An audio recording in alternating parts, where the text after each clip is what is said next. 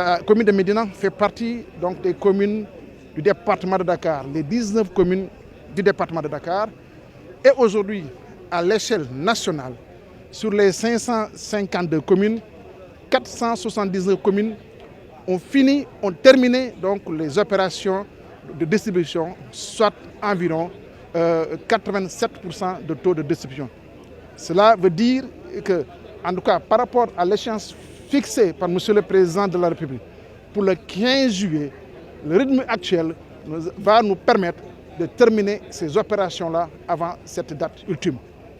J'en profite pour lancer un appel aux maires, par exemple, de l'arrondissement de Grand Dakar, qui n'ont pas encore démarré ces opérations, de faire preuve de plus de volonté pour non seulement démarrer, mais terminer effectivement ces opérations avant la date du 15 juillet.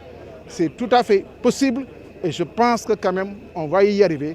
Nous allons relever le défi ensemble, puisqu'il est temps, après 2 mois, 15 jours ou 2 mois, 3 semaines depuis le début des opérations, de pouvoir les terminer dans les règles. Bien que je peux dire que c'est un challenge important, hein? C'est un défi relevé, puisque quand même distribuer 140 000 tonnes de vivres en moins de 3 mois, c'est un exploit. Le président l'a rappelé, plus de 4 000 camions de distribution qui ont sillonné l'ensemble du pays. Donc vraiment c'est un challenge qui a été relevé par rapport donc, à l'envergure de cette opération. Et je voudrais rassurer les populations que ces opérations de distribution se sont déroulées dans les règles de l'art, au niveau de toutes les étapes. Et nous avons l'obligation de rendre compte. Et je l'ai manifesté, je le répète et je le réitère.